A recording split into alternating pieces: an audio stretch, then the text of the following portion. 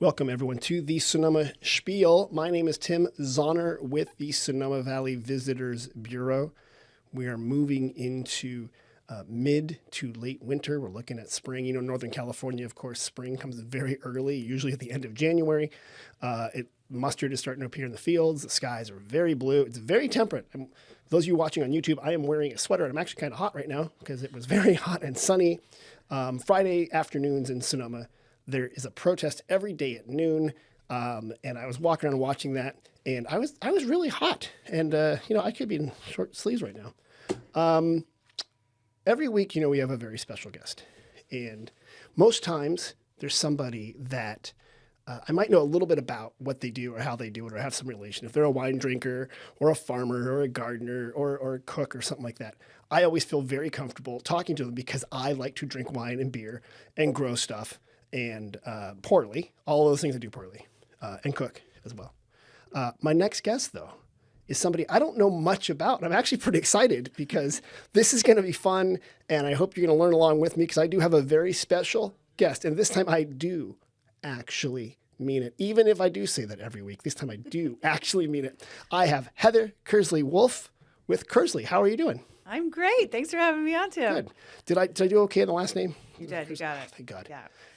People can't see that I spell it out phonetically because I'm going to massacre it every time. Well, I always say K-ear-Slee. That was good. Yeah. I know. You did a good job doing that. But it depends on where you are in Britain because it's also pronounced Kersley. Kersley. Kersley, yes. That's the right pronunciation. So our family kind of splits it.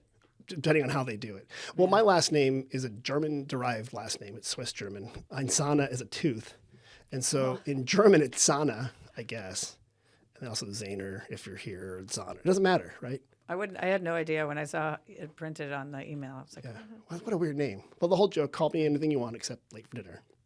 That's the whole thing. Except what? Late for dinner. Oh, okay. All right, Heather, welcome to the Sonoma Spiel. Can you tell me a bit, what is Kersley, the store/service provider? Yes. And what do you guys do? So Kersley is a business that I started out of my interior design firm, which was Kearsley Design, which I moved back here from Arkansas and Chicago. I had gone to graduate school for interior design in Chicago. Wait, okay, this is the whole side. I had prepped the England part. Keep going. Arkansas and Chicago? Yes, you moved it back here. So I went to Cal Poly SLO, got a degree in construction management. Hold on, go Mustangs. Yeah. Okay. You do? No, but I have to say that every time. Okay. And then went to Chicago as a construction superintendent. Okay. Quit one day when it was 70 below wind chill, and I had to be outside, and I was like, no. Really fun. And went back to school for interior design and did an internship with this fabulous woman named Barbara Olson, who's a very big-time interior designer in LA. Okay. We worked on shutters. We worked on Maria Shriver and Arnold Schwarzenegger's house, and really cool stuff. And I was doing a lot of it from Chicago. She had projects all over, so it kind of didn't matter where I was, and I'd go be with her. But my now ex-husband got transferred to Arkansas to build a very big highway tunnel. Oh. And in Northwest Arkansas at the time, Walmart was just taking off. I heard that might take off still. They're small little retailer. They're small. You may have heard of them. Were you in Bentonville?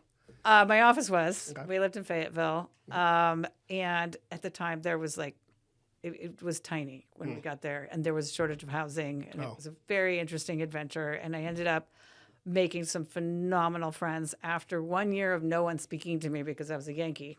Oh, yeah. Isn't that weird? Mm-hmm. I was called a Yankee once in northern Florida when I spent a summer there. Oh, and I didn't know what was going on. I was 12. Yeah. It was kind of It's kind of crazy when you're in mid-25s and you're used to making friends and suddenly you can't make any friends. Yeah.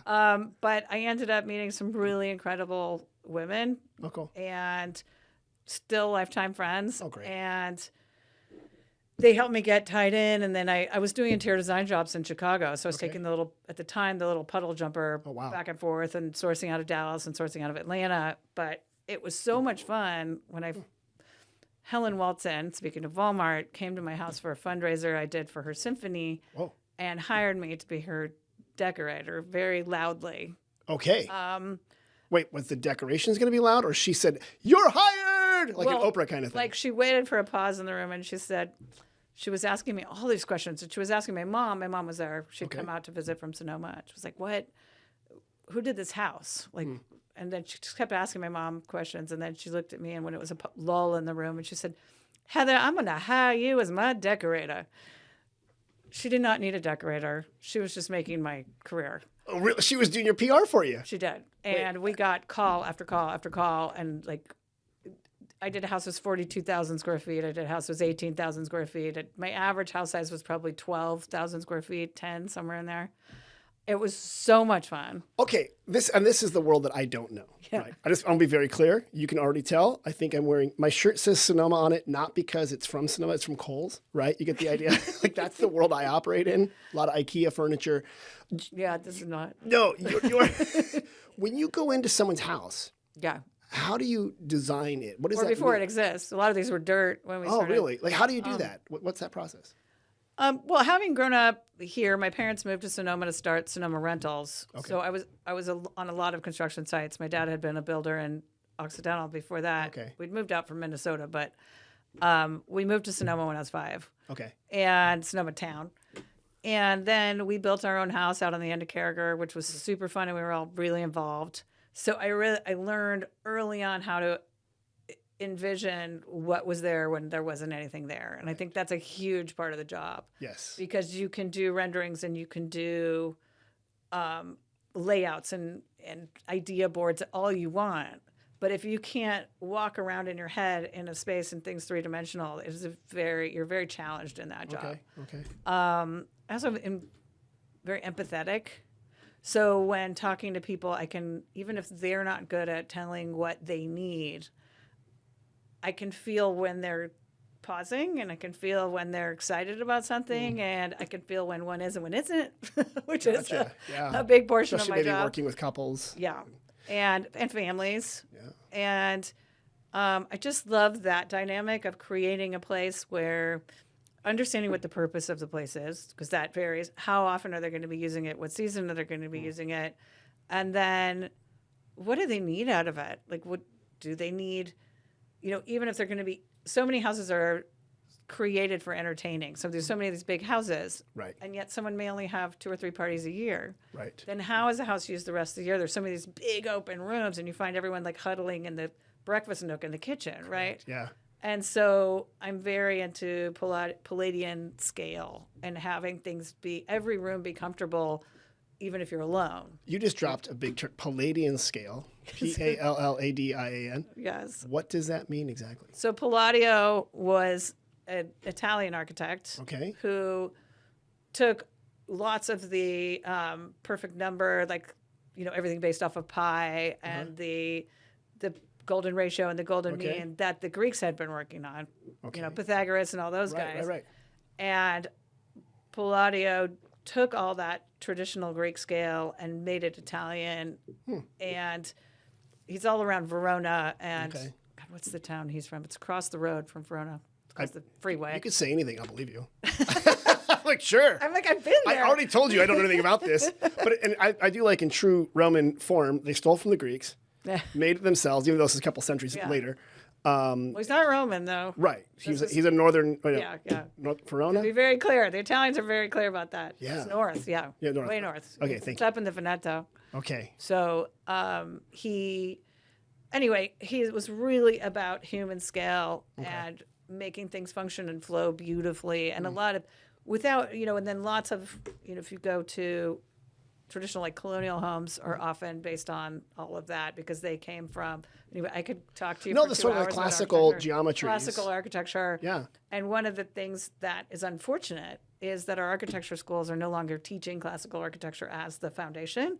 And so often you have these beautiful contemporary buildings, but you can't get comfortable anywhere in the space. No. It's because our architects, other than Notre Dame and UVA, University of Virginia, are not learning classical architecture as their foundation. That's interesting. And it's really sad. Well, and now we've gone quickly into design and architecture. Yeah, sorry. But that's not fine even because why I'm here. sometimes you walk into a building and you don't feel comfortable. Yeah. And you don't like it. Other places you can walk into a room or a building or a town plaza and you feel comfortable. Yeah. But you can't, it's just a feeling of unease and not unease or of feeling good. Yeah. And it's people like you who can explain it. Yeah. But when I walk in, I'm like, I don't like this space. Well, and a lot of it's lighting and a lot of it's sound. You get into an echoey room and, we like cozy. Humans, right. I don't care who you are, humans like to be cozy We just have different definitions of what that is, right? And so I just fell in love with that whole business, and I just mad passionate about textiles and everything. I liked creating the rugs for my clients and tiles for my clients, just all of it. I like all of it. And I got, and working with the artists that make all this stuff is so cool, and all the manufacturers. And I was doing a lot of work out here. We moved back. We opened the design firm in what's now La Prenda, straight across from the Red Grape now. Oh, right. Okay. When I was there, it was the Feed Store Cafe, I think. Hold on.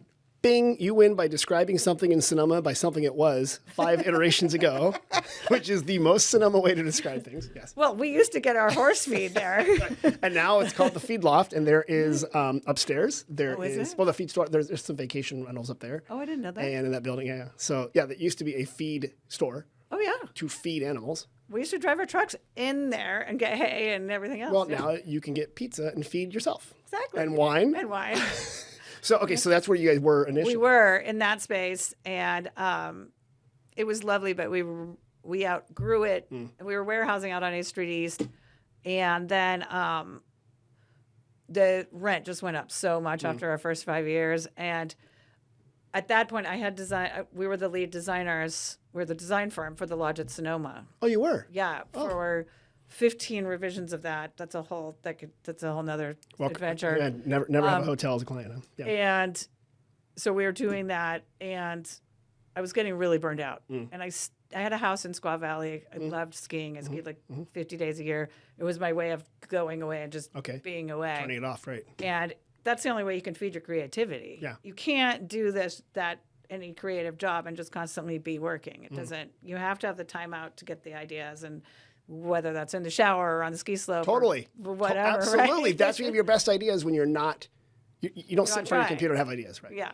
Or dreaming or whatever it is. Right. So I was kind of getting impatient with my clients. I had a lot of very demanding clients. It was in the middle of the .com bubble. And clients that thought, because of their wee exposure to what was the internet then, that they knew as much as I did. And one of my dear friends was like, we need to just go skiing. Just take because I stupidly started taking projects in Tahoe. So then clients were like, hey, let's go skiing. And then the entire time we were on the chairlift, I was working. And so my buddy Nigel called me, and he's like, you need time out. Let's go skiing. That way I can be like Heather's with me. Right. And he's like, you design everything for these people's houses. There must be some product on the market that you feel needs something different, that you could be making a product, and then you're not having to. And I was also doing places in New York City. Once you have a client that has multiple houses, they want you to. So you had to fly there to go to the location? I was flying back and forth all the time. Yeah. So you're always traveling.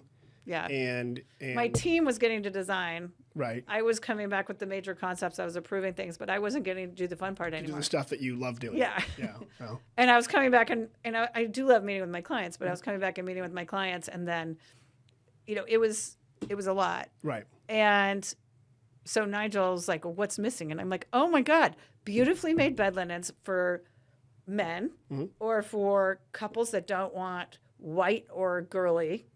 And I said, and there's so much of that, and what the answer has been, it still mostly is you do white sheets with maybe something, but then designers go to the design center and choose, which I was doing, choose from absolutely gorgeous fabrics to do the coverlets or do the duvet covers and shams and pillows.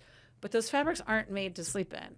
They don't breathe right. They have to be dry cleaned. They're often heavy. They're not practical in some regards.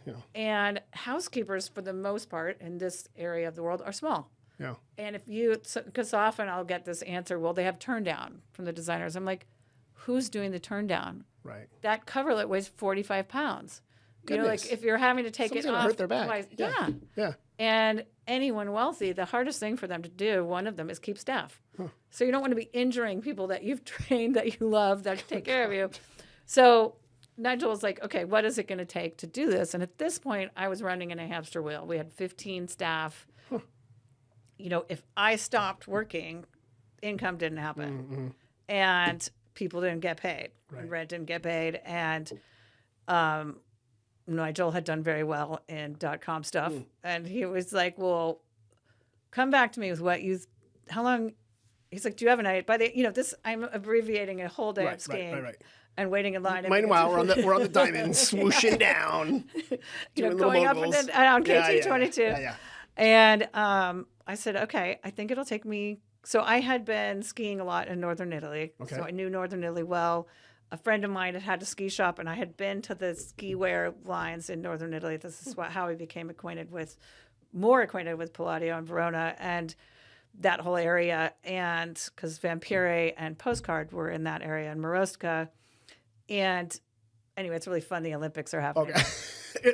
They're starting this week. Yeah, it's great. Anyway, I'm like, I think I could get what I need made there. Like, made in Italy. Yeah.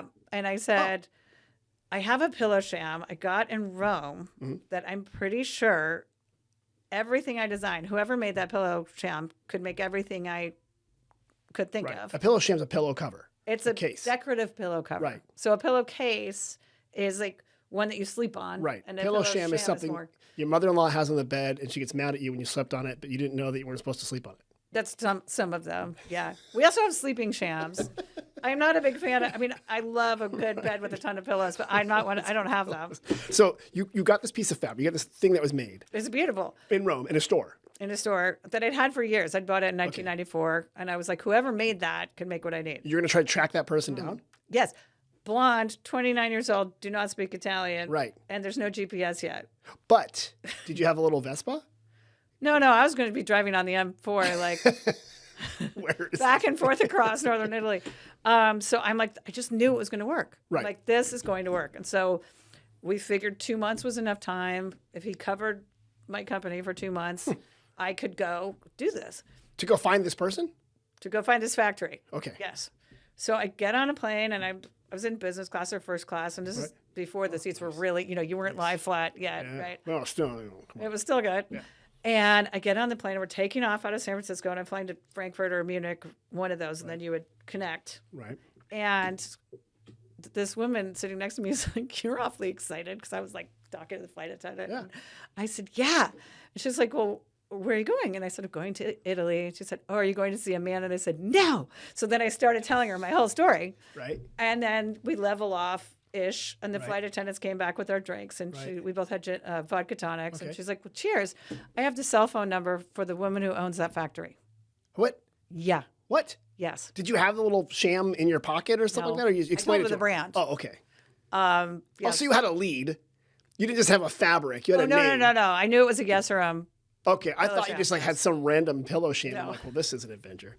And I knew we were going to do nothing like. Was this person a textile person? How'd you know? Yes. So her name was Jan Jessup, and she had nothing to do with my exact realm. She just happened to know Cinzia Amberti, which owned the company we ended up manufacturing with for a few years until they got sold, and now they do something else. But anyway, so I landed, and this is before 9/11. So I landed in Frankfurt and called her on her cell phone, and they changed my flight. Like, they canceled my other flight, and they got me a flight straight into Bergamo, and they picked me up at the airport. So in what was going to take months, within 10 days, I had fully designed 3 collections, and we already had weaving strike-offs and embroidery strike-offs, and it was pretty awesome. So... In the back of your head, you're like, and this is how business is so easy. Oh, right? And all my guy friends were raising money like crazy because of .com. So I'm like, I ended up within that 2 months writing the business plan and figuring it all out. And I knew the business really well from being in interior design for so long. And I knew bedding. I knew how I bought it. I knew how designers bought it. And and then I tried to raise money as a 29-year-old single woman, and didn't work? No. But you just had to put .com? Or that you offered solutions? Not as a woman. Just no. Or you get a sock puppet and say you're going to send pet food through the mail. They were 20 years too early. Yeah, they still weren't for women. No one would fund you. No. Huh. And one of my friends started gloss.com. She's a woman, and they're all women, and they couldn't get funding until she taught her mailroom boy to be the CFO. They got funding, and they sold it for $50 million shortly thereafter to Estee Lauder. So women still, we do 2.5 times better with investment than male companies perform. And we still get less than 2% of the funding. I hope the idiots at Sand Hill are listening. There you go. You don't have to say anything. Hopefully they can read the articles. Anyway, I totally digress again. But I ended up selling I had a rental property in Temmelec that I had bought and remodeled. I wasn't old enough to live there, but I was old enough to own a house there. Smart. My dad had found me this dilapidated thing that no one else would touch, and we figured out the problem and rebuilt it. And you found some rental stuff. You knew where to rent it from your dad. Well, he wasn't there anymore. He's at Engel and Volker. He's a real estate broker. My mom was still my mom at that point wasn't there anymore. She left the rental center to come work with me. Got it. She and my dad started Wine Country Party out of the rental center. Okay. So you rehabbed this house down in Temmelec. Which is so I 55 and sold over that. community. Okay. And to do my original seed funding. money. Yeah.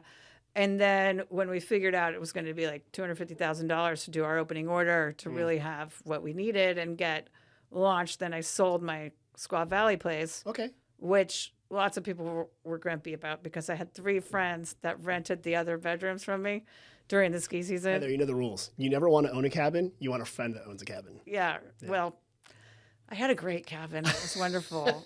And the thing was I lucked out because it was right after that they built out that new downtown in Squaw. Well, what is it? Right. Palisades. Palisades now? Yeah. And the value of my place, I sold it the day it went on the market, made a ton of money. I sold it furnished, and it now has never sold for half of what I did it for. Yeah. Tahoe was in a bit of a bubble. I'm not a real estate person. Yeah. And don't take real estate advice from random people on podcasts.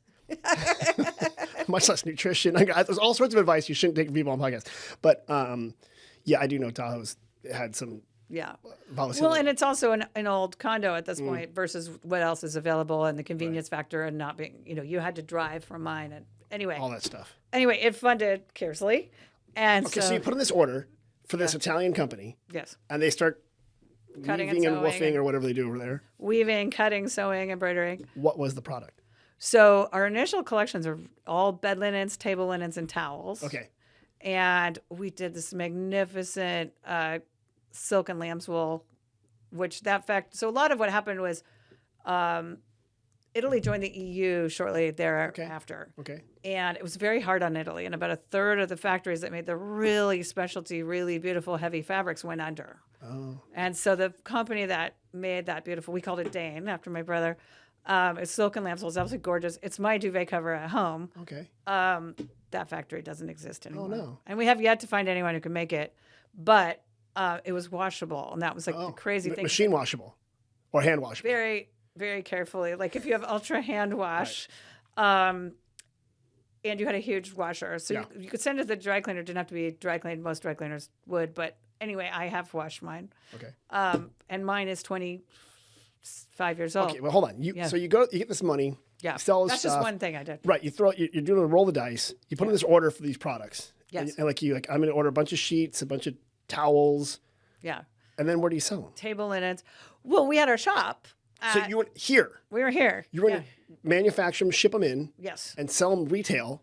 So we sold them at our shop. We had already been making table linens, which was really cool from our interior design firm because I couldn't find beautifully made wine country table linens that weren't kitschy looking. Well, I mean, all the grape leaves and grapes and. Well, we did grape leaves, but they were gorgeous. Yeah. We got knocked off by Pottery Barn about 40. Pottery Barn. 3/4 of a year in. Really? Yeah. So that ended our table linen made in Vietnam by hand at a convent. It was very cool. Supported an orphanage school.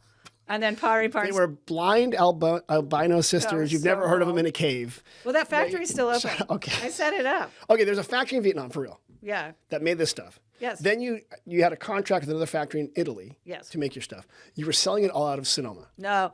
We were in 54 stores in the U.S. Oh, okay. Yeah. Okay. So you started at a label. I started a label. I had a brand. Similar to my fancy shirt I'm wearing. It says Sonoma on the back. Yeah.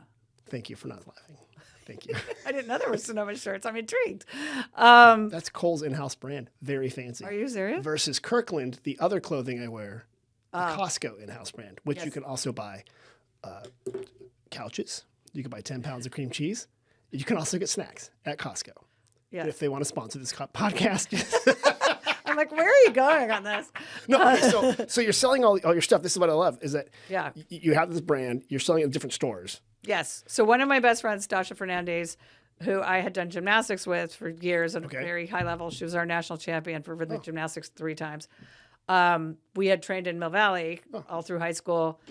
She had retired at 28 from being the top salesperson for post-production in LA. Okay. She was like hanging out on a beach in Turkey.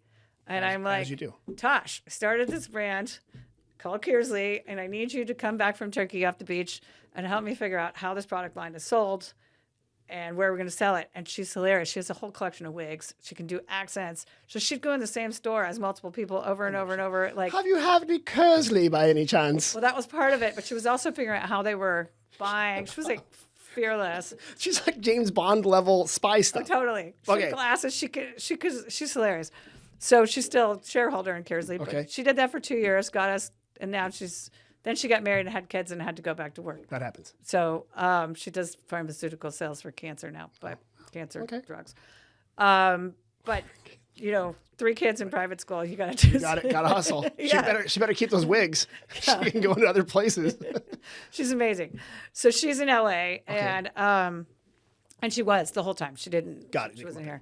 So we did that, and then the .com bubble burst, which adjusted some things. No, I thought it was going to go forever. Yeah, right. There's no bubbles in California and anything. Well, then that was pretty. We were doing well, and we started being right off the bat. Barbara Beckman, the great late Barbara Beckman from Sonoma, who made some of the highest end, most beautiful interior design fabrics ever, had a showroom in San Francisco and launched Kersley to the interior design trade. Got it. So now you're B2B. You're like right there. We were B2B and B2C at that point. Okay. And we ended up in about 9 showrooms around the U.S. to the trade, and were there until COVID when everything got readjusted. So we've been through a lot of bubbles. There's been lots of ups and downs and craziness and stuff like that. I mean, with the world economy, one of the advantages of after we went through that first inventory, we went to custom only, because what we found was people would come in with this beautiful, excuse me, beating up the microphone. People would come in, it's my Italian business side. People would come in and say, I love that top sheet, but I need it 4 inches wider. Or I love that duvet cover, but I need it, we have this fancy edging. I need it bigger, or I need it smaller. And when you get to the level that we work in, everything's, it's as close to perfection as you can with a natural fiber that's a textile, right? It's going to weave and it's going to shrink and whatever it's going to do. We know we allow for shrinkage based on what the weave is in the fiber as much as humanly possible, right? But pre-washing things is not really an option. So we sew it, allowing for shrinkage, and then after it's been washed and dried 3 times, it shrinks to the size it will be, and hopefully we got it right at that point. So it's kind of and then you don't know, because if they're being very specific. Well, we have to just say, look, this is a natural fiber. That's crazy. Yeah. So it's. And you can't cut it after it's been made because there's a hem or something. Well, no, it really. I don't know anything about this. No, so I mean, I was just thinking through that. I mean, well, certain things you can. If a pillowcase is still too large, a pillowcase can be adjusted, or a top sheet could be adjusted. It's when you get into like duvet covers and pillow shams and bottom fitted sheets are like that's the most important one, right? If a top sheet's by the devil. Off by a ½ inch, it's not as bad as if when the corners keep popping up. Yeah, I hate those. Yeah, put those weird little garter things. So we ask people like, what's the depth of your mattress? What's measure your mattress. So, but this is all custom orders. Yes, so we've been doing that since 2000. Only doing that since probably 2004. I don't. So we opened a store in London. Okay. In Chelsea. Right. It was interesting. We got tied in with the British Inward Investment Agency, and they were trying to bring textiles back to the UK. Okay. That's the connection. I was trying to figure out. That's the connection there.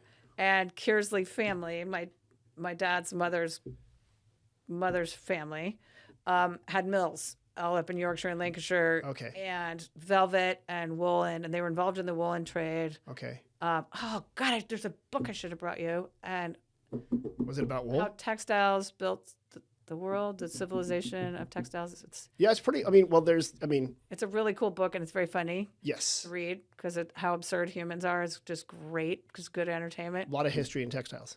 Yeah. A lot. I mean, a lot. Literally. Yeah. It's Well, kind of, the predecessor to the jacquard looms are the predecessor to computers, for example. okay. So it's interesting. The spinsters, where that comes from, Yeah. were the women that could spin the fibers. Yeah. Women's skin is 4 times thinner than men. Men cannot do the job of spinning the threads because they can't feel it. Oh, to make it. Okay. So they're I forget what it's called, but they're splicing them together with their fingers, the fibers. Okay. And the spinsters were the highest paid women. It was one of the highest paid jobs in Europe. It's a very technical job. Very technical in the world. And if you were a really good spinner and you were married, your husband, they would like pay for your husband to have a job somewhere. They would move you around. So these were in high demand. People were poaching the best spinners. And why they were called spinsters, why women who are older and not married were called spinsters, was because in a lot of countries, if you were married, you couldn't work. Right. So these women were being super highly paid, so they wouldn't work. Got it. So then spinsters were what the spinners were called, who chose to stay working and not get married. Because it was an economic opportunity for them. Yeah, huge advantage at that time. You didn't have to go on a farm and have 15 kids. Right. Live in. And you had your own financial freedom, which very few women at that time did. Okay, so hold on. So we got wool. You're in England. For some reason, you're in Chelsea. So now, so we decided.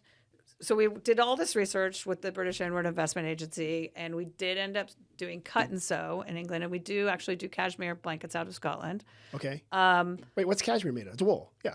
Cashmere is the underhair of a goat, of a certain goat's chest hair. So it's combed out. So it's no animal. Oh, so they don't shave them. It's combed out. Okay. And it only grows. This is the interesting part, in places where it's freezing cold and windy all the time. Scotland. Mongolia and northern Scotland. Okay. Scotland right now only has like one herd of cashmere goats. But why they're known for their cashmere is because they bring in the Mongolian cashmere. Got it. You know how their Scotch is so good because of the water. Their cashmere is so good because of the water. Okay. Yeah, it's their clarity. There's something in their water that makes the finishing of the cashmere amazing and the finishing of the wool. Okay. So, I'm taking a whole tour here. So we're cutting and sewing. We're cutting and sewing in Huddersfield, which is up north of Yorkshire, which is very hard to understand the people that work at the factory. Like I have their accents. Oh man. Isn't it amazing the regional variance in that such a small country? Oh yeah. For the language we're both speaking right now.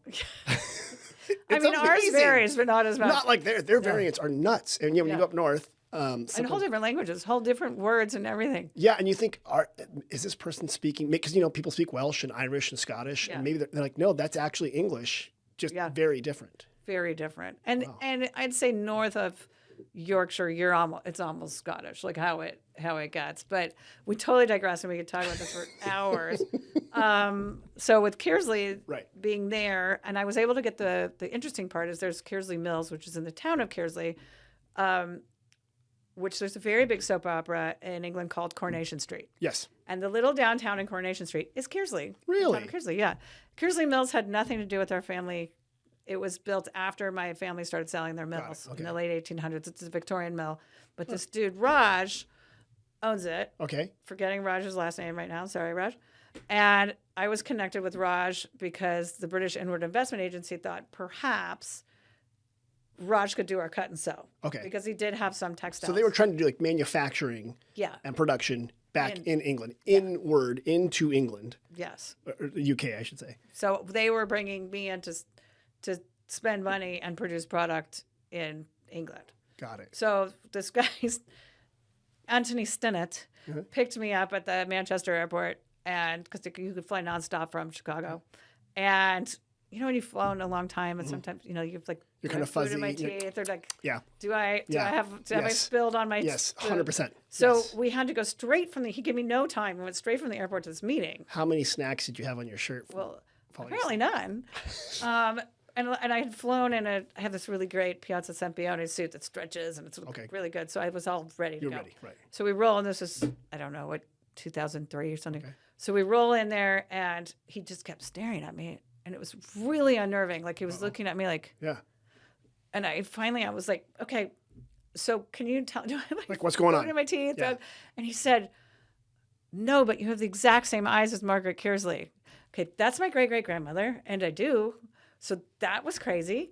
So I was like, how do you know that? And he said, oh, her portrait was at Brasenose Hall when I was going to Oxford. It's one of the halls at Oxford. Why? They have a huge art collection that's like Indiana Jones' basement, apparently. Someone painted a photo of her? Or painted a portrait of her? There was a portrait of her. They're her family-owned mills. They were wealthy. Right, so someone painted a photo. Someone painted a portrait of her. Portrait. Probably not from Someone did a Snapchat, TikTok thing. Instagram. She was live in the middle of the 1800s. So he's sitting there in the hall eating or whatever, or studying.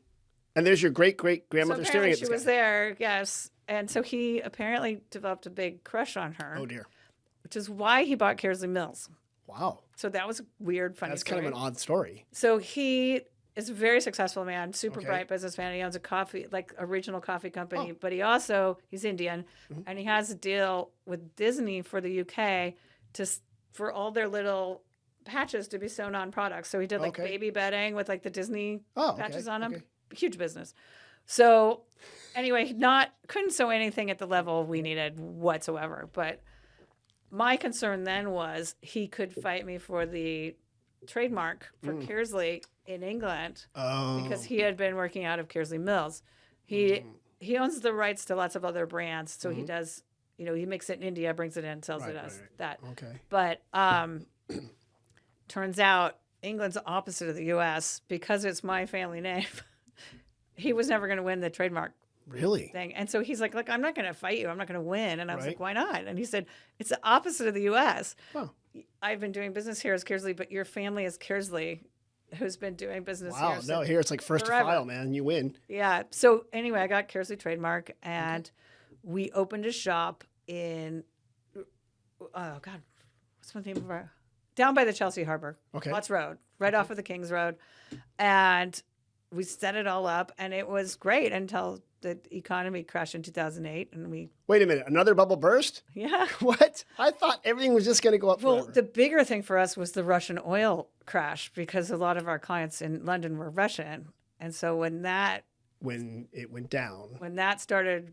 No one was buying Kersley nothings. Not from there. We still had a lot of clients here. And, Americans are still over 80% of the luxury consumers in the world. So...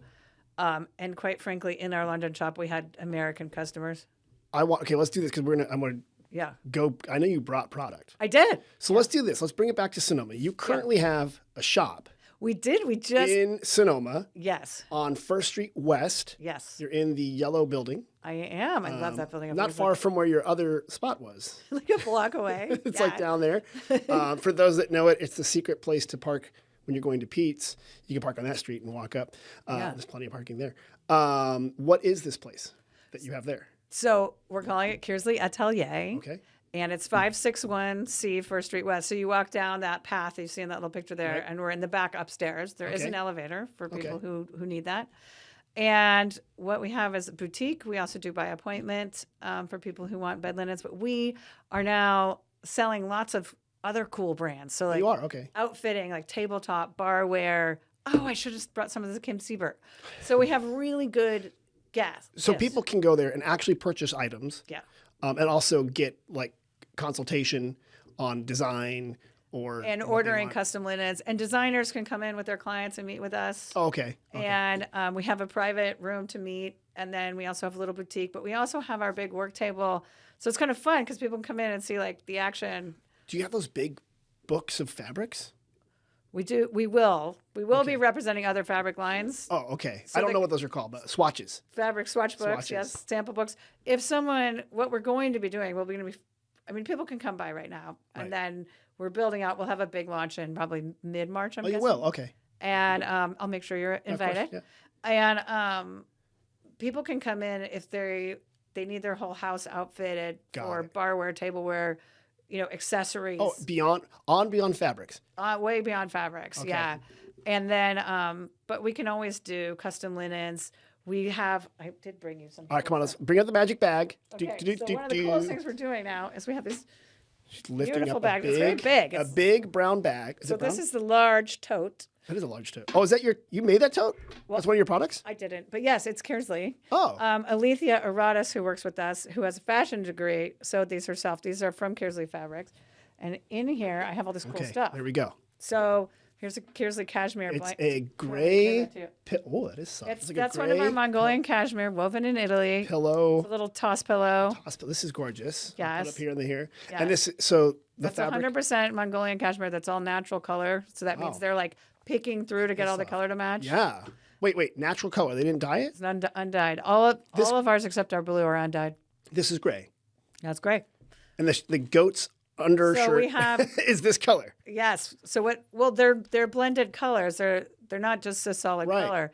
So they pull out a cream. We have a light taupe. We have a camel color. We have that. We have a lighter gray. That's charcoal. We have. How long are the hairs? When they're like these little. They're not long. We have that like 2 or 3 inches. Yeah. So you're just pulling these out and you put them in piles And then they in get different spun places. together, like we were talking. With the spinster. Well, spinner. Spinner. And then, wheels. but ours are, this is an industrial cashmere, so they're being done by machines. There's not not rooms full of. There's not a 14th century woman somewhere in Yorkshire. But one of the coolest things I've ever seen, and there's a video about it on our Instagram, and also I'll put back on the camera for those of you watching right there. Our YouTube channel. It's very soft. It's Kearsley Official. I have lots of little sound bites and tidbits. You do? Yeah. Okay. It's pretty cool. We'll reference it on this video then, so we'll cool. put the link to it. Do you show how this stuff is done? Well, yeah. So there's this one video. It's one of my favorite machines of this whole thing, and it's for a 120-inch wide warp beam, and the warp is the thing that goes straight across on the looms, and then the other. What's the woof? Is that called the woof? Warp. Well, woof was one of it. It's called a warp now, but woof is the same thing. Okay. And then the warp and the weft. So the weft is the one that's shot through. Goes back and forth. Goes back and forth. So when the warp beam is loaded, there's just a ton of threads that have to go on it perfectly, right? And then the beam gets slid into the machine. It's this big tube. Yeah. And then it feeds it onto the machine. And these are 120 inches wide for sheeting. That's 24,000 threads are coming off this machine that's like 200 feet long that all are coming off separately. Wait, they're on different spools or something like that? Yeah.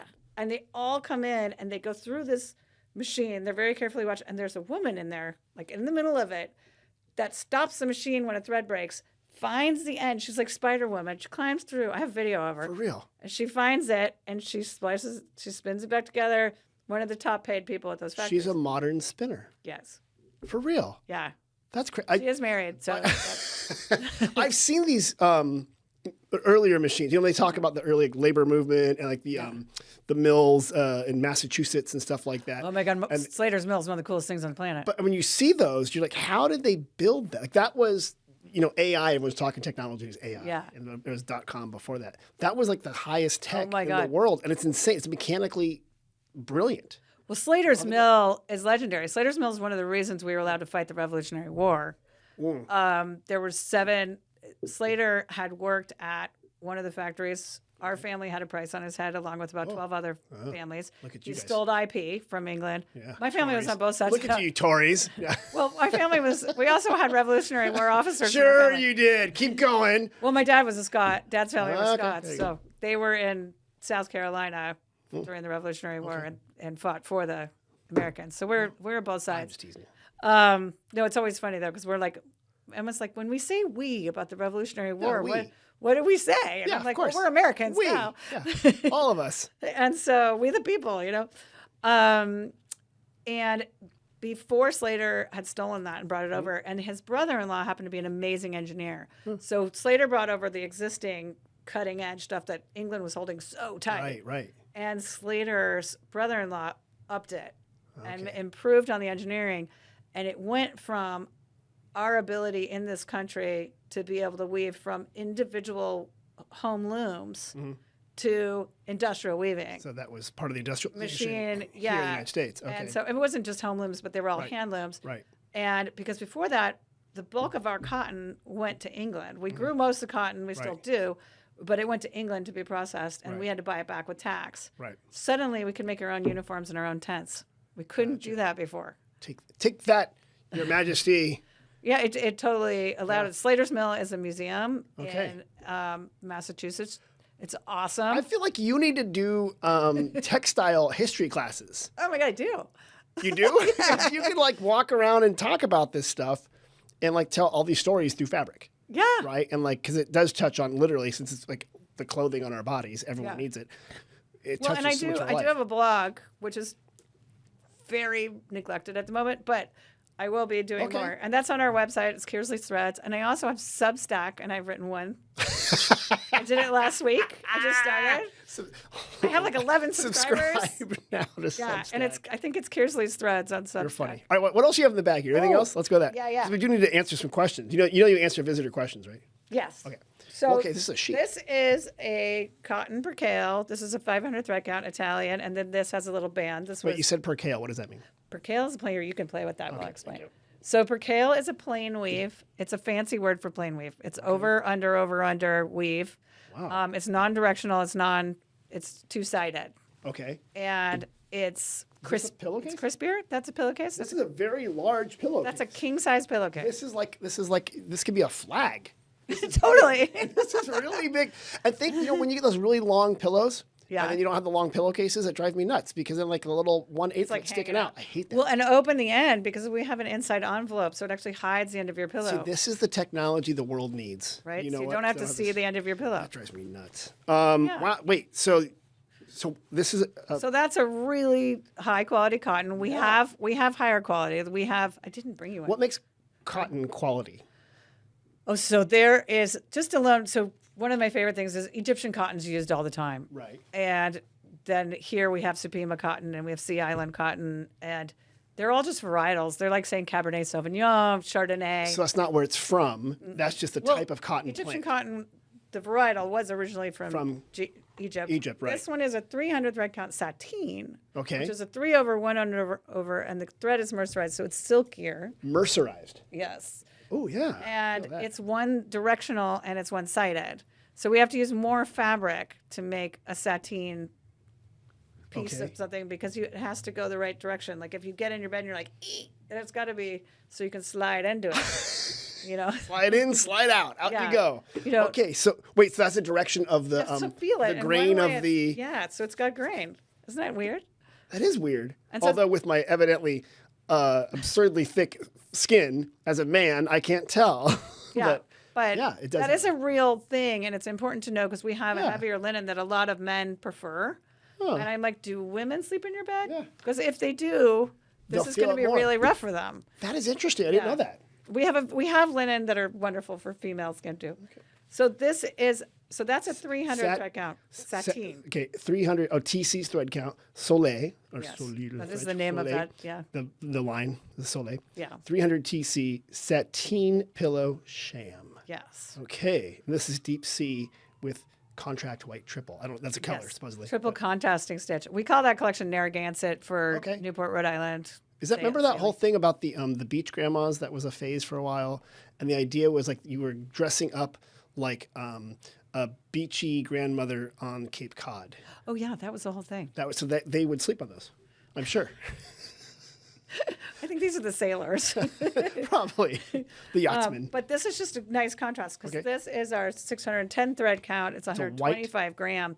So this is another 10 grams per square meters heavier. Right. This is white. This is our. It's called molding. It was based on a client's yacht ceiling molding. Oh, okay. So that kind of design. This is the third iteration of resizing it. But feel the difference on that fabric. So it's much heavier. Yeah. Wait. Yeah, and now we're gonna have a third option. Oh my! This is the Okay, so if you're a person that's easily overloaded by sensory stuff, this is it. This will do it. Do not go to the fabric shop here at the Kersley. Well, no. What we do with normally is we'll find out in advance what you like to sleep on, how you sleep, where is the house, because it's all about form before function. Okay. So I mean, function before form. I can make anything look like anything, but are you a hot sleeper? Are you a cold sleeper? Are your pets sleeping in bed with you? Are your grandchildren or your I'm going to put that over there on pets. I'm going to ask a question about that. But okay, so this is what color is this? So that's chestnut. And remember when the brewery was in the feed store building? Yeah. Okay. So they were across the hall from us. We had 3 restaurants while we were there for 5 years. I would get a glass of root beer every Friday afternoon, and that was a glass of root beer on my desk in the sun. We call it chestnut, but it was color is root beer. And so then you'll notice that color became crazy popular around 2003. Yeah. That was the first one. Really? I got knocked off like crazy. But we weren't big enough to really protect that thing. Frette took our color. Who decides a hot color? How does it happen? Well, like I did that, and then it got published a lot, and then suddenly people started copying. It becomes a thing. How did avocado become a thing in the 70s? Like what? Why? Like how does that happen? I don't know that quote in Ted Lasso when Rebecca says to Keeley, you're one of those them that names things. You're like, yes, I am. So this is another. Heather Kersley Wolf. This is our lobster inside. Wait, the color's lobster. So each one of these bags has a different inside. We're now doing. You're like a walking Pantone thing. Yeah. So inside of this bag, which is brownish on the outside, and then it's reddish on the inside, or lobster. It's lobster. It's like an orangey. It is. But it's got pockets, and so this was the first. We've only made the diaper bag. You said. This isn't the diaper bag. This is a large tote. Oh. But Alethea is now making diaper bags in them. And every single one of them is different. They have feet on the bottom. The new ones have a water bottle holder and a key thing, so you can play with that. All this stuff. This is amazing. But see how light it is. Oh, it's light, but it's also durable, and so it's very super thick. for farmers and market. It's kind of padded. Yeah. There's stuff inside, like a padding inside of it or something. Yeah. Oh. And now we do stiffer. Some of them are stiffer. They stand up. Some of them are softer. So each one's different. Wait, so these are all made different places? These aren't. No, this is all made in Sonoma. These are made in Sonoma. Yeah. These are made here? Yeah. Alethea is making them. She's actually sewing them in her machine in Napa. So she gets those big old scissors, and she cuts it at Sonoma, and then she sews it at home at her sewing machine in an Napa. actual sewing machine with a little foot thing. That's how all textiles are made, by the way. There are no robots making textiles. People are making our textiles. That's amazing. Yeah. Look how shocked. I mean, 300 years ago, if I told you, machines were making it. Well, and then our logo will be on the outside. Right there. This was just not done I yet. love this mock-up. What are you going to call these bags again? That's a large tote. Oh, yeah. Good idea. The Torquil, not tote. So our logo is 4 hearts. Yes. With a kiss in the middle. And we call it, with a little loop-de-loop around it. And we call it Torquil. Torquil, the Viking god of love. Oh. But it was named because I was hanging out with my friend Torquil at that time quite a bit in London, mostly around the Arsenal Football Club. Oh. And I was doodling, and I had to come up with names for my doodles, and Torquil stuck. And there you we are. Have Christoph and Torquil. You have like the most random chance occurrences that kind of get brought back into your work life. Well, that's when the Arsenal were the Invincibles. I was over there all the time. Things go up and down. Man. The wheel of fate goes up and down. They're still doing well. Is that who you support then? Is that you an Arsenal fan? Okay. Solidly, yes. And then, so we do things like that. We do ponchos. We do robes. There's all sorts of things. Okay, but you're not making all that in Sonoma. Some stuff you're sourcing. No. Okay. Like all the, well. But you can't make that in Sonoma. Well, we don't weave it in Sonoma. Right. This one right here. Right, the pillow sham. This Essentials Percale with the white stripe was made by my mother in Sonoma. So, yes. For the record. Who also made Prince George's baby blanket. Heather is putting her mom to work as labor. Oh, she's my business partner. She's an incredibly good seamstress. So she actually, when we're going to be making things in Italy, she makes mini prototypes of each step so that they sew it just how we want it. Were you a kid that sewed? Yeah.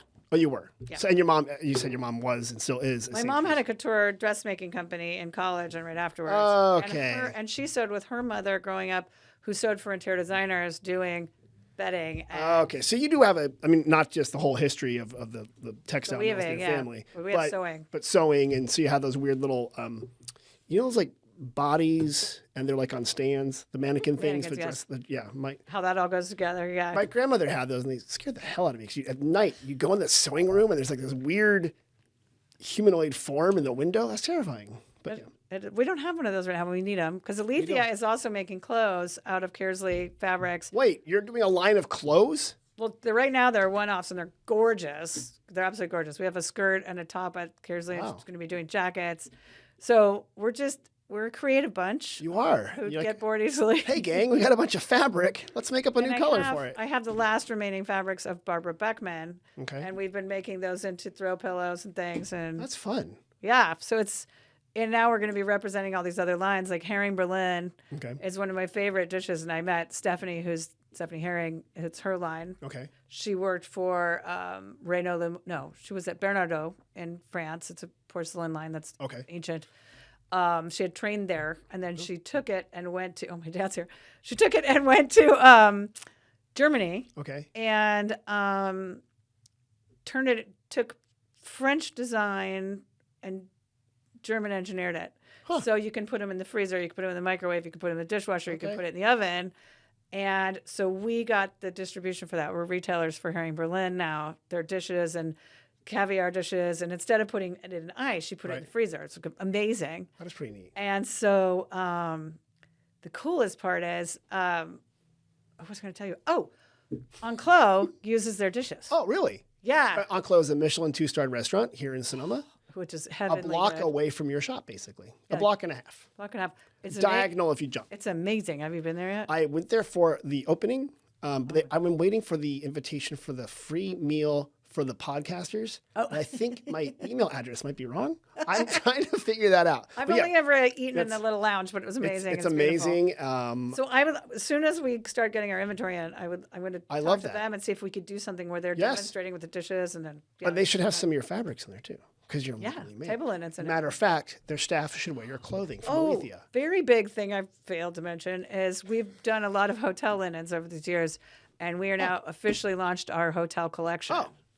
And so the hotel collection is manufactured for the very highest end, like suites and such, still in Italy, but we're doing our European down cut and sewn and assembled in Turkey. Okay. And then our towels and robes and sheets and table linens and such are done in Portugal and some in Turkey. So that's amazing. Yeah, so it's exciting. Heather, do you ever stop doing stuff? No. Okay.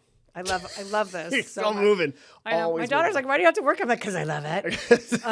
No, I absolutely love it. And it's constantly growing. We're actually raising money right now, which is interesting. So if anyone if you want to donate. Yeah. To expand. But it's exciting time. And in our plan, we'll open a more retail. This will become our more private meeting place. And then we'd like to have a place on the square. Okay. And then the next year plan will be to have something on the Upper East Side in New York, then Milan, then Dubai, and then stop. You know what they say? If you can make it in Sonoma, you can make it anywhere. They do, don't they? That's right? That's what they say. Sure they do. Will it play in Peoria? Well, how to do in Sonoma? Yes, that's an exciting time for us. Well, Heather, this is awesome. We do need to answer some questions. Yes. But before we get to that, what is the website if people want more information about your business? It's Kearsley, Kearsley, home, HOME.com. That's one word, kersleyhome.com. And it's not plural. That's a house building company in Oregon. So it's singular, kersleyhome.com. And the people up in Portland, I think it's time for a mashup, and you should invest in this new, get in on the ground floor, Portland people. This is the way to do it. That's fantastic. For our expansion. Heather, I've learned a lot, but you got to help me with some stuff, okay? Before you go. Yes. Okay, so Heather, we have 2 visitor centers. Yeah. People call us, they text us, they slide into our DMs, they send us letters. They ask us all sorts of questions. You're going to help us right now in a segment we call We Get Questions. All right. This is easy. You got this. And you're from Sonoma. I'm from Sonoma, You got this. We got this today. I'm looking for an Italian restaurant in Sonoma. Any ideas? Well, there's 2 that are great. Okay. I'm partial to Della Santina's. Good spot. And their back patio is one of my favorite places on the planet. That is a fantastic spot. Their staff is hard to beat. Yeah, good place. So Della Santina's, Rob and Nicole own it. Very family, next to Enclos. Yes. And they also have the wine bar. Take a Della Santina. So you can try all different types of wine there. And you can eat dinner at the bar there too. Because it's kind of right there, same. It's fabulous area. And if you're a local, you pop in and you always know people, or you meet tourists, and it's fun. It is kind of a fun spot, and I like that. Across the street, Reader's Books and neat little, and the Arts Guild is right there. So you're right, Della Santina's or Della, a lot of people just call it that. Really neat. Yeah. There's also Swiss Hotel has Italian style food. Yeah. I do love the Swiss Hotel. Yeah, it's good stuff too. And you can find Italian or Italian inspired dishes. And then there's Mama Tonino's. Oh, yeah. Wow. Yeah. Deep cut for the local. Good job. Yeah. And that's good, too. Yeah. So, yeah. Actually, we talked earlier on this podcast that, maybe like 40, 50 years ago, Italian was the ethnic food for a lot of mainstream America, right? You had Italian and you had Chinese. Well, especially Sonoma. Especially here. A lot of here. But like now. You've got Mary's Pizza. Right. Now, the Mary's Pizza, which was an Italian restaurant. Yeah. And now it still is. But now, finding good Italian food isn't as easy as it used to be. Because there used to be a lot more common Italian foods. Yeah. It's kind of the different waves of different immigration that's happened. But Well, and Italian food varies so substantially. No, it's all red sauce and pasta, lady. Look at your face. Well, in the north where we manufacture almost everything in Lombardia. Right. What's the food like up there? It's more like Austrian. It's still Italian. Right. Don't get me wrong. It's Oh, yeah, you're in trouble. totally amazing. You're in trouble with the Austrians. No, I like Austrian food too. But there's more creamy sauces. It's more polenta. It's more of that. And then when you get further south, I mean, pasta's everywhere, right? Right. But if you go down to like the Amalfi Coast, there's lots of fish. There's, and you get further south, it's more fish and more fish and more fish. And so it gets lighter as you get to the colder climates. So it changes a lot. And my understanding is similar to California, long, skinny. You have a lot of variance in north-south weather, climate, what plants can grow there. And they're so big, like we say farm to table, but I mean, they're so big on eating what's grown right where they are. In season, in nearby. Season, yeah. Made fresh by Nona. Yes. Do you speak Italian?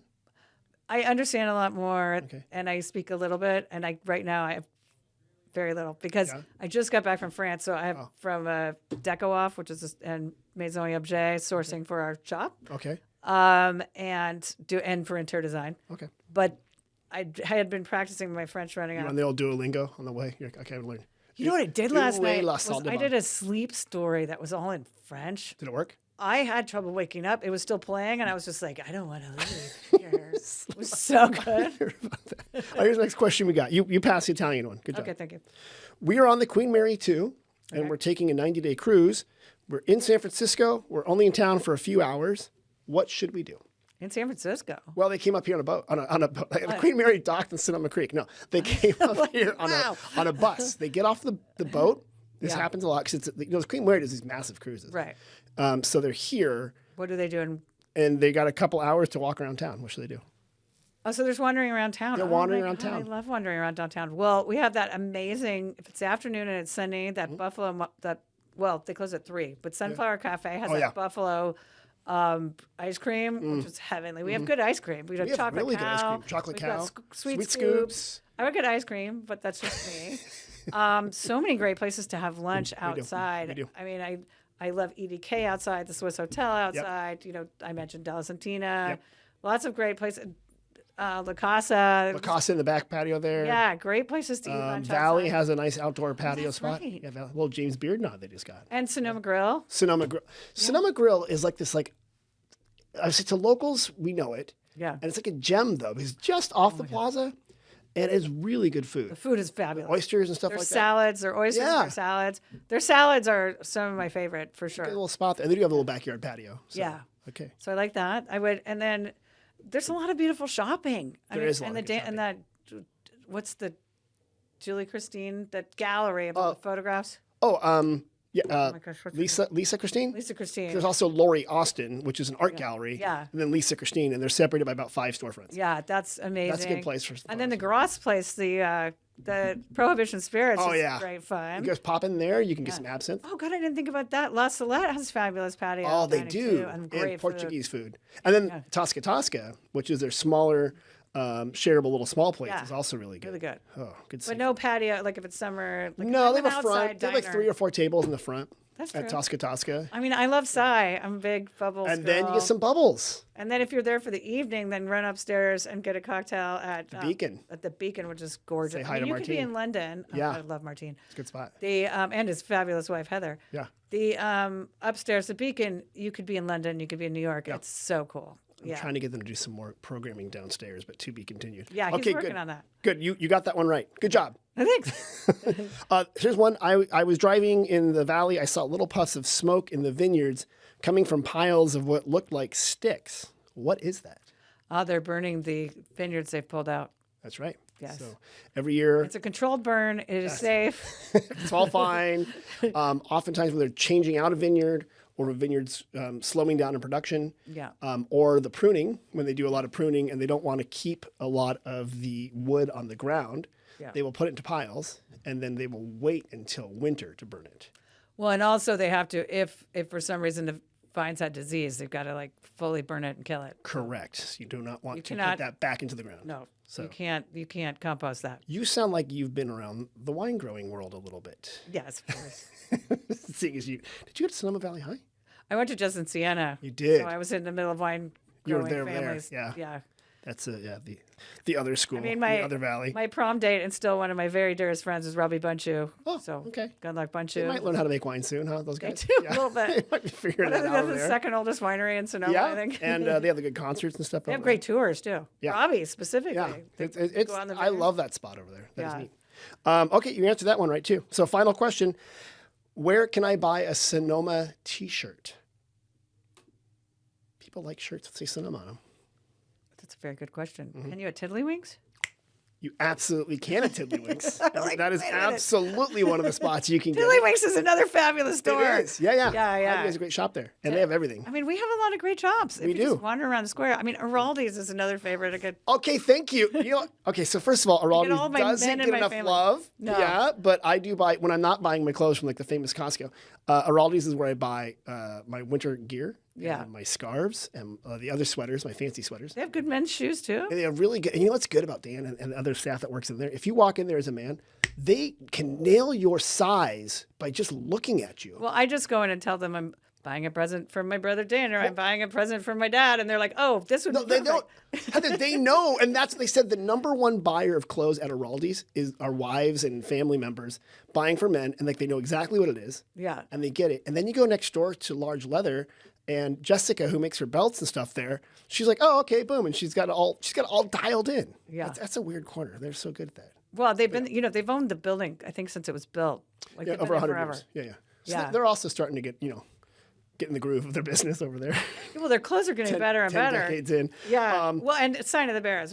Oh, good. Okay, if you ever, That's where I shop. when you absolutely need to buy something you didn't know you absolutely needed for the kitchen. Oh my God, so much. Yeah. You're like, of course I need an olive pitter, but this is a green olive pitter, not a black one. Well, and Steve and Laura know everything. Ah, So you can walk in and be like, "This is the problem I'm having," and they're like, Yeah. "Come with me." Well, that kind of goes back to what we were talking earlier about handmade or like that kind of service Yeah. that you don't get from mass market stuff. Right. And yeah, definitely that whole line Yeah. are people who are really good at their craft. Or like Sarah's Chateau Sonoma's French farmer. Yeah. French. What did she do? Market. Yeah.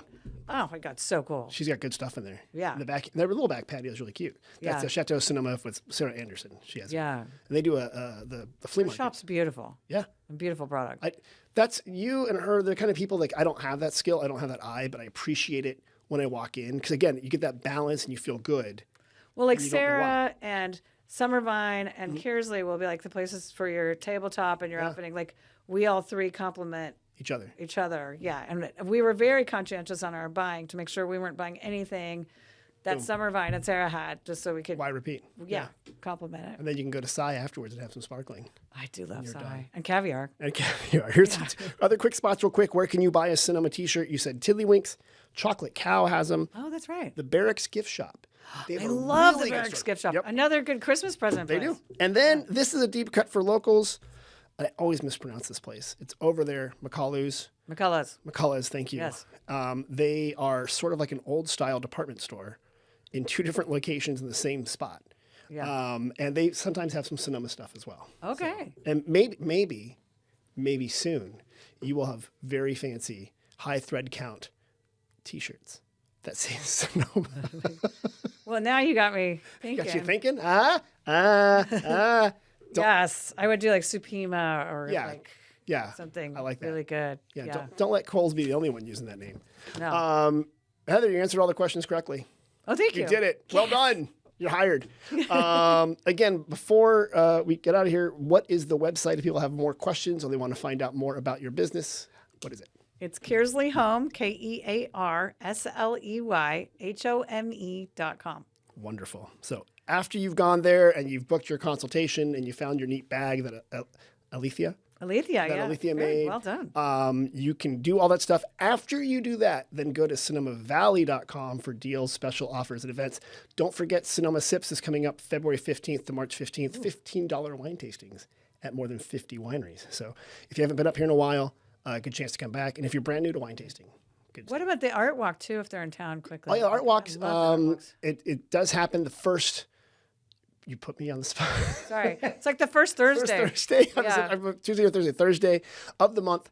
You can walk around and see both the art galleries, but also the stores will be participating in different locations. We're gonna do it. And they We'll have wine. You should do it. Yeah. Yeah. And they'll usually pick up more when the weather picks up too, but they are sometimes year round and sometimes they're seasonal. So with all that information, go to SonomaValley.com. Heather, thanks for stopping by. Thanks so much, Tim. And thanks everyone for listening. Mom and Dad, hope you're doing well. We'll talk to you guys next week. Bye-bye.